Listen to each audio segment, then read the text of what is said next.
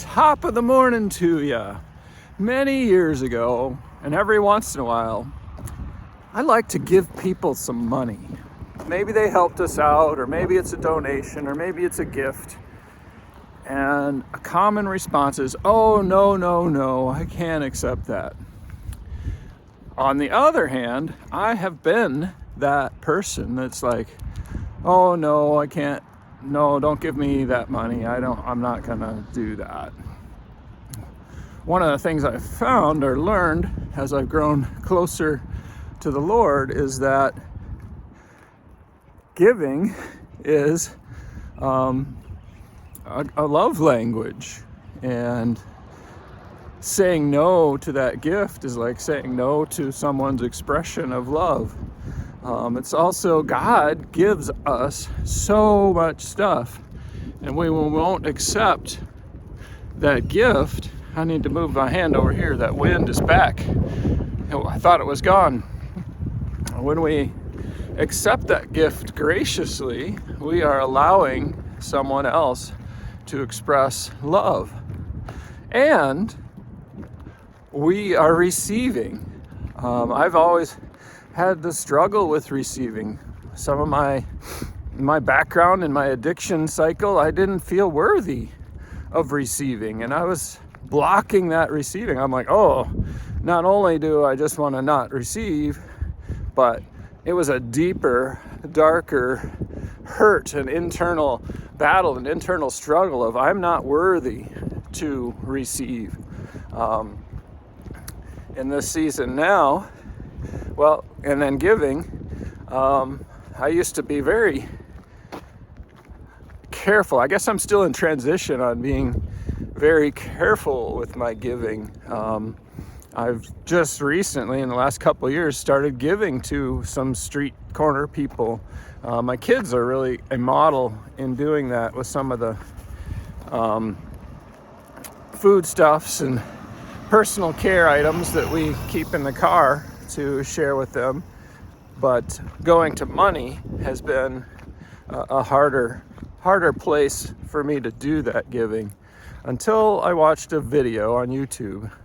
I'm sure it was staged, but in my experience through recovery, I've found that people with the least share the most. It's like the woman who puts the 2 pennies in the coffers at the church, and Jesus says to the disciples nearby, she's given more than anyone else by giving her 2 pennies.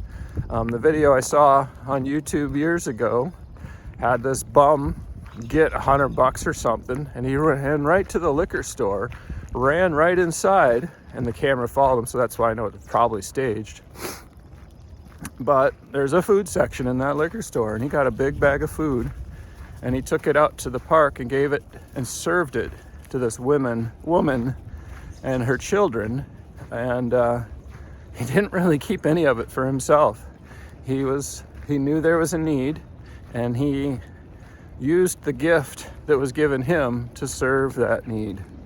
So, what's happened to me today? I'm still not as good at receiving, even though I have worked on and continue to work on being worthy, and growing in my worthiness and my ability to accept and give gifts.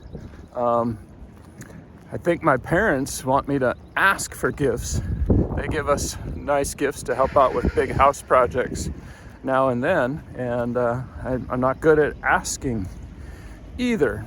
So remember that gifts are a blessing to the giver as well as the receiver, and that you are worthy of gifts. God put 1,000,000 doors in this world for his love to walk through. One of those doors is you.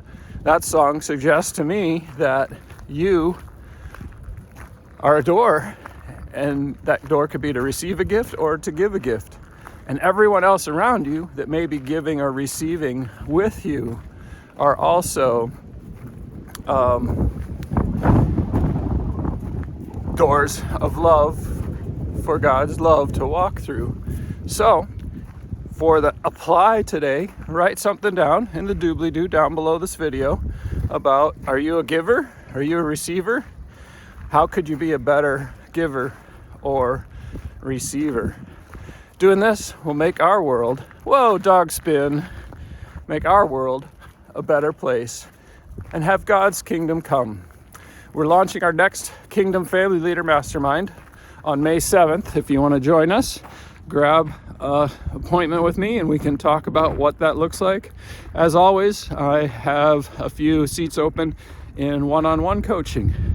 Made a massive shift in one of my clients yesterday with connectedness with family, having moved away from family and substituting other behaviors that they didn't care for in that situation. You be blessed.